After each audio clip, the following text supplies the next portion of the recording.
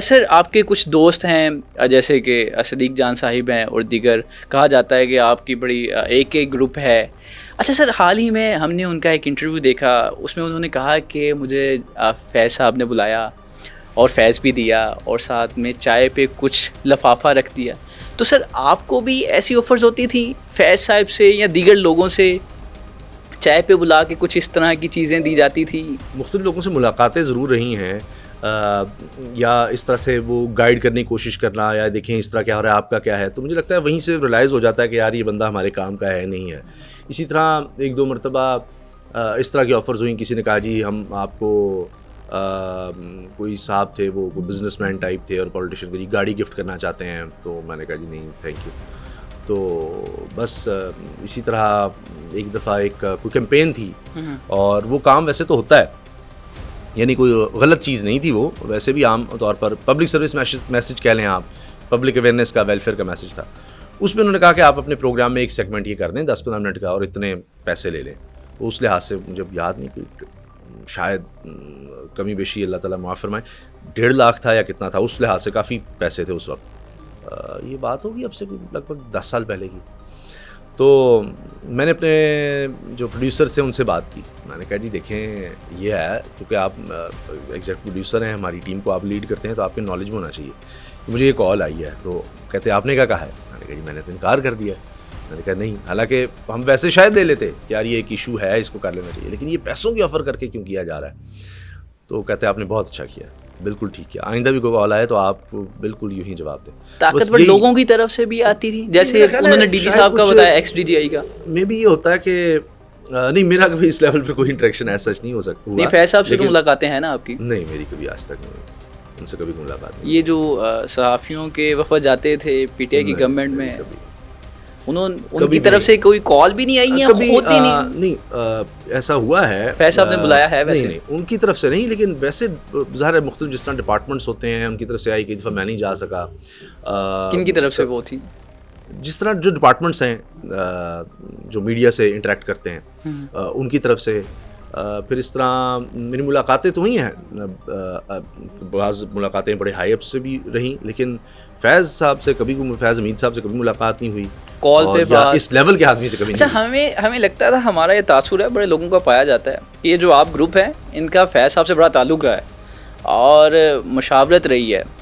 अब देखिए, या तो मैं उस लेवल का नहीं था, नहीं आप तो सर ऐसा ना करें, आप उस वक्त भी बड़े लेवल के थे और बड़ी व्यूअरशिप थी आपके ज़माने में। सोशल और डिजिटल मीडिया पर हम शायद जब आए हैं ना, तब तक मेरा ख्याल है वो काम शाम और तरफ हो चुका था शायद, या तो इस वजह से नहीं बुलाया गया।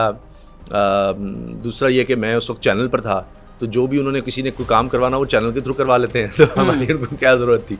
और फिर ज़्यादातर मेरा ख्याल है इस तरह होता है कि रिपोर्टर्स का भी होता है, कुछ बंदे की भी इंक्लिनेशन होती है, कुछ अपनी तबीयत भी होती है इस तरह से, तो इस वजह से शायद नहीं हुआ, रहा है, लेकिन इस लेवल पर मेरा कभी नहीं रहा। मुझे इस तरह से कभी डायरेक्टली कभी इनडायरेक्टली दावतनामे ज़रूर आए, लेकिन कभी मैं बस जाते नहीं है, पसंद नहीं करते आप जाना कि क्या या ताल्लुक नहीं बनाना चाहते, या घबराहट होती है कि कोई काम कह देगा कि यार इस तरह कर लें, तो आप कर देंगे तो फिर दोबारा फिर आ जाएगा, पता नहीं वही बात कि वो होगा काम ठीक, वो बिल्कुल अच्छा काम होगा, दुरुस्त होगा, वैसे भी आप कर रहे होंगे, लेकिन किसी के कहने पर आप कर रहे हैं तो फिर वो थोड़ा सा अजीब हो जाता है, फिर एक ताल्लुक बन जाता है, तो फिर मुश्किल हो जाता है कि आप उसके बारे में कोई बात करेंगे, नेगेटिव कोई बात करेंगे। मैं वैसे भी अवॉइड ही करता हूँ, बहुत ज़्यादा पॉलिटिशियन से भी नहीं मिल पाता। उसकी वजह होती है कि हमारा काम पॉलिटिशियन को क्रिटिसाइज़ करना होता है, तो मैं थोड़ा शायद ज़्यादा कर जाता हूँ, हालांकि मिलना चाहिए, ऐसी बात नहीं, वो भी इंसान है, सोसाइटी का हिस्सा है, तो मेरी कोई इतना इंटरेक्शन हो नहीं पाता। और अब जब से सोशल और डिजिटल मीडिया में इतनी मसरूफियत रहती है कि नहीं। हमें बहुत सारे सहाफ़ी और यूट्यूबर्स बज़ाहिर तो एंटी स्टेट नज़र आते हैं, एंटी स्टेट इस मायने में ले सकते हैं, एंटी एस्टैब्लिशमेंट नज़र आते हैं, लेकिन हमें बाद में पता चलता है कि इनका बड़ा अच्छा ताल्लुक था एस्टैब्लिशमेंट के साथ। तो आपकी भी नज़र में कुछ ऐसे सहाफ़ी हैं? ज़ाती तौर पर, क्योंकि मैं तब बता सकता हूँ जब मुझे खुद इस चीज़ का पता हो। सुनते तो हैं कि ऐसा होता है, माजी में भी रहा है, ताकि बज़ाहिर आपको ये लगे कि ऐसे है, ताकि वो जब बात करें तो उसमें ऑथेंटिसिटी नज़र आए कि भाई ये तो एंटी एस्टैब्लिशमेंट होकर ये बात कह रहा है, तो फिर ये बात तो दुरुस्त होगी। तो बाकी देखिए, जो साफ़ी है ना, अगर आप उसके डेप्थ में देखें ना, तो हमेशा पावर के अगेंस्ट ही सहाफ़त होती है, सहाफ़त होती पावर के अगेंस्ट है, गवर्नमेंट के अगेंस्ट होती है। अपोजिशन के अगेंस्ट कौन सी सहाफ़त होगी? जिसके पास ताकत होगी, जिसने फैसले लेने हैं, आपने उनके फैसलों पर ही बात करनी है ना, उनके फैसलों को ही चैलेंज करना है आपने कि यार ये सही कर रहा है, गलत कर रहा है। जो ताकत में नहीं, उसने कौन से फैसले लेने हैं? वो तो फैसले भुगत रहा होता है। तो इसलिए जो भी पावर में हो, साफ़ी ज़्यादातर अगर आप देखेंगे जो सहाफ़त असल काम है तो वो यही है।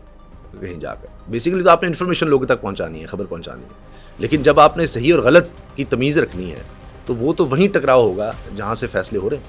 अब पंजाब में अदम एतमाद आती है और कुछ ही वक्त के बाद आपकी खान साहब से मुलाकात होती है, और वो उस वक्त होती है जब खान साहब के टांग में गोलियां लगती हैं, प्लस्तर लगा होता है, और खान साहब आपको ख़बर भी गालिबन देते हैं कि अप्रैल में इलेक्शंस हो जाएंगे बस, और फिर आप अपने प्रोग्राम में भी वो ख़बर ब्रेक करते हैं। अच्छा, जब आप खान साहब से मिलने गए, मैं अहवाल जानना चाहूँगा वो टांग का।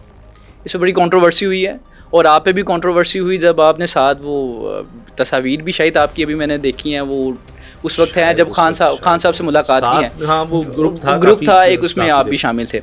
अच्छा, वो जो टांग थी वाकईतन वो ज़ख्मी हुई थी? हाँ, ये तो इसमें तो कोई शक नहीं है। अब तो मेरा ख्याल है कि वो जिस तरह क्या कहें, अब इद्दत के केस बनाने वाले भी शर्मिंदा फिरते हैं, तो इसी तरह मेरा ख्याल है अब वो भी लोग डिस्कस उस तरह नहीं करते, क्योंकि वो इतना दौर अब वैसा आ गया कि पुराने वक्त में ये चीज़ें चल जाती थी कि नहीं जी, नहीं ऐसे ही है, वैसे ही है, ये सारा ऐसे हो गया।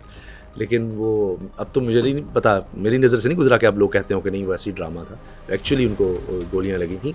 लेकिन वो ये ज़रूर है कि शायद कि वो गोली लग कर तो उसके यानी शार्पनल्स जिस तरह होता है ना, ये पूरी गोली ऐसे नहीं, वो कहीं से टकराई है और उसके बाद उसमें उसके टुकड़े हो गए, एक गोली के हुए या मुख्तलिफ गोलियों के हुए, और वो फिर जाकर वो लगे। तो ये ज़रूर हो सकता है। कैसी तबीयत? क्योंकि मैंने जब देखा तो मेरा ख्याल उस वक्त तो वो ठीक हो गए हुए थे वैसे। प्लस्तर तो लगा हुआ था शायद, हाँ जी, लेकिन वो यानी ये नहीं कि मैंने ज़ख्म देखे हूँ, तो हमने ज़रा मीडिया के थ्रू या जिस तरह वैसे देखे हैं। अदम एतमाद के बाद कैसा था उनका रवैया, कैसी सोच थी? एंटी उस वक्त भी इस्टेब्लिशमेंट थी या इस्टेब्लिशमेंट के साथ कुछ बातचीत चल रही थी? इसका मुझे अंदाज़ा नहीं है, लेकिन उस वक्त तक हालात इतने नहीं बिगड़े थे मेरा ख्याल है जितने अब बिगड़ चुके हैं। और खान साहब मेरा ख्याल है कि जो मैंने उनको देखा कि एक तो बड़े अपनी जो टारगेट है उस पर बड़ा फोकस होते हैं, और आप चाहे उनको 100 के 100 लोग कह रहे हैं कि भाई ये नहीं हो सकता, ये ऐसे नहीं है, बस उन्होंने जहाँ सोच लिया ना कि ये ऐसे ही है या इसी तरह होना है, फिर वो वहाँ से नहीं वो हिलते। बहुत मुश्किल है जो मैं एहसास कर पाया। तो मतलब वो जिससे भी मशवरा ले रहे हैं, कर रहे हैं, उसके बाद जब उन्होंने डिसीजन ले लिया तो ले लिया, फिर वो मेरा ख्याल है बड़ी मुश्किल से उससे। आपने उस नशिस्त में कुछ सवाल किया था? अरशद शरीफ शहीद का मैंने सवाल किया। तो क्या जवाब था उनका? उनका सवाल नहीं पैदा होता उस पर कंप्रोमाइज़ हो, क्योंकि जिस तरह आप कह रहे हैं कि कल को कोई बात होती है, अगर आप दोबारा आ जाते हैं इक़्तिदार में, तो क्या आप इस चीज़ को देख सकेंगे? तो उन्होंने कहा कि नहीं, सवाल ही पैदा नहीं होता अरशद शरीफ की शहादत पे। अरशद शरीफ के कातिलों को हाँ छोड़ा नहीं होगा। वो कहते जी हमें गवर्नमेंट मिली। कौन कातिल है उनके? तो प्रॉपर तफ्तीश हो तो पता लगे उनकी। खान साहब ने भी कुछ कहा ही होगा, कौन कातिल, उनको क्या लग रहा था? देखिए वो तो ये समझते हैं कि प्रॉपर इन्वेस्टिगेशन होनी चाहिए, जो लोग उनके साथ थे अरशद शरीफ के साथ, किसने उन पर केस बनाए, बाहर जाने पर किसने मजबूर किया, यूएई से किसने निकाला उनको। आपके पास भी खबरें तो होंगी किसने निकाला? यार ज़ाहिर है जो उस वक्त पावर में थे, जो लोग सिस्टम में थे, उन्होंने ही इस तरह से किया। और फिर जो उनकी फैमिली है, वो जिन लोगों के नाम बताते हैं, उस पर तो कम से कम तफ्तीश हो, क्योंकि जब देखिए कोई भी इस तरह से ऐसा कोई वाक़या होता है, सबसे पहले आप क्या करते हैं, यही देखते हैं कि उसको खतरा किससे था, वो बंदा किन के बारे में आगाह कर रहा था, वहीं से आप शुरू करते हैं ना। अपनी फैमिली को, अपने करीबी लोगों को उन्होंने किस तरह बताया हुआ था, वो किन के खिलाफ प्रोग्राम कर रहे थे, क्या कह रहे थे, किस वजह से उनको थ्रेट था, तो वहाँ से शुरू होगा। अब ये काम तो तफ्तीश करने वालों का है ना, हम तो नहीं अपने तौर पर कर सकते। अच्छा, फिर मैं वापस उसी सवाल पे जाता हूँ। तो बाद में हमने देखा बहुत सारे सहाफ़ियों ने उस प्लस्तर के साथ तस्वीर बनाई, कुछ ने तो तस्वीर ट्विटर पे लगाई, अपने सोशल मीडिया प्लेटफॉर्म्स पे लगाई। एक सहाफ़ी को ये ज़ेब देता है वो किसी पॉलिटिशियन की तस्वीर को उसके साथ तस्वीर लगाई, वो ठीक है, लेकिन उसके प्लस्तर के साथ तस्वीर बनाए और उसको किसी हद तक सादत की बात समझे कि मैं खुश नसीबों में शामिल हो गया हूँ। असल में हर एक की लाइक और कुछ में तो और कुछ तो आपके दोस्त भी हैं, बड़ी मोहब्बत वाले हैं। अच्छा, मुझे पता नहीं किस ने ऐसा किया है, क्योंकि मैं जब गया तो टाइम भी नहीं इतना मिल सका शायद। मेरी खान साहब से 2 ही इंटरेक्शंस हैं जहाँ तक मुझे याद है। ओके, नहीं बल्कि कम से कम 3 है, तीसरा मुझे याद आ गया। और भी होंगे। एक इंटरव्यू किया था मैं, समा टीवी में था, तो 1-on-1 इंटरव्यू था। आई थिंक ये 2013 की बात होगी, 13-14 की। और तब उनसे पूरा एक 1-on-1 इंटरव्यू हुआ। और उसके अलावा उससे थोड़ा अरसा पहले की बात होगी, कोई लाहौर में कोई उन्होंने गैदरिंग रखी थी जर्नलिस्ट के साथ, तब वो मैं दुनिया टीवी में सहाफ़ियों था को, शायद। यूट्यूबर्स को बुलाया नहीं, था। उस वक्त यूट्यूब का इतना दौर नहीं था, 2012 की जो बात है शायद। अच्छा, हाँ, बहुत पहले की बात है, मैं तब 2019 की बात मैं नहीं, समझा शायद। ओके। नहीं उनके प्राइम मिनिस्टर बनने के बाद मेरा उनसे कोई इंटरेक्शन कभी नहीं रहा। फिर ये जब इन पर हुआ, जो जिसका आप जिक्र कर रहे हैं, जब उन्होंने साफ़ियों को सबको बुलाया था, उस वक्त इंटरेक्शन हुआ, लेकिन बतौर प्राइम मिनिस्टर उस वक्त मेरा ख्याल है वो प्राइम मिनिस्टर तो थे ही नहीं ना, तो उस वक्त मुलाकात उनसे हुई है। लेकिन इससे पहले मैंने जो बताया 3 मुलाकातें हैं, इससे पहले 2 शायद।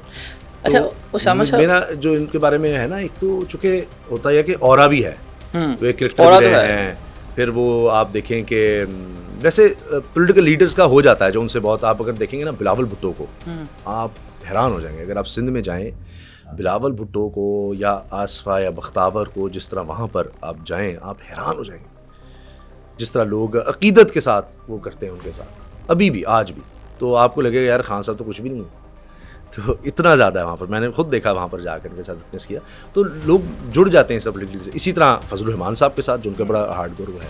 हाँ, साफ़ी का इस तरह काम नहीं होता, लेकिन चूँकि एक वो दौर करेक्टर भी रहे, शौकत खानम हॉस्पिटल भी उनके पीछे है, तो वो पॉलिटिशियन से हटकर भी, फिर ये कि इंसान जब इस तरह होता है तो एक यूनिक वो लग रही है शायद। मेरा नहीं ख्याल किसी बहुत मैच्योर साफ़ी ने या इस तरह किसी का होगा, नौजवानों में हो जाता है, अपने मैच्योर ही थे यार, ये देखें हम उनको इस्लामाबाद की हदूद में गिरफ्तार भी नहीं किया जा सकता है अब। अच्छा। तो शायद आप पहुंच गए होंगे।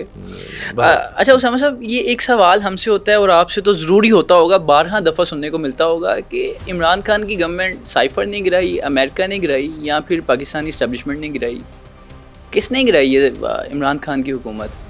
देखिए, सारों का अपना अपना रोल है, इसमें तो कोई शक नहीं है। तो अब देखो, 2 दफ़ा जब आपसे ये सवाल होता है तो आप किसको कसूरवार ठहराते हैं?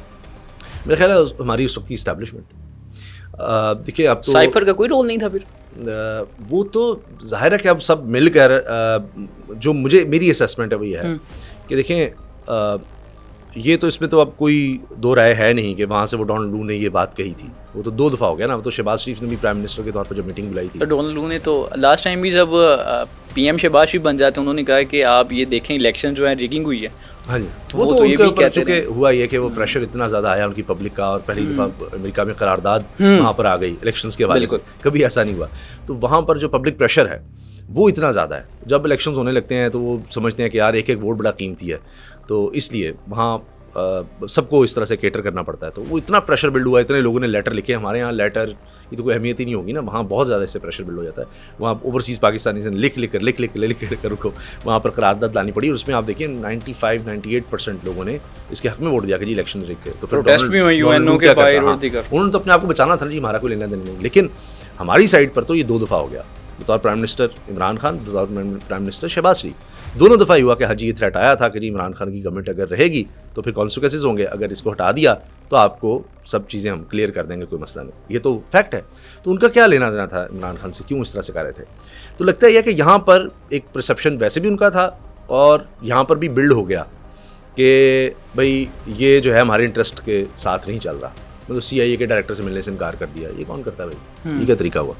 और जो भी बात हो रही है वो अपनी टर्म्स में भी कर रहे हैं। फिर जो अफगान तालिबान थे उनके हवाले से भी आप देखें स्टेटमेंट उनकी उस तरह से थी। तो इस वजह से वो फिर ये तो अब हिस्सा है कि मौलाना फजलुर रहमान साहब बता रहे हैं कि दोनों ने बुलाकर, जनरल बाजवा और फैज़ अमीन ने बुलाकर जनाब हमें कहा कि इनको हटाना है। फिर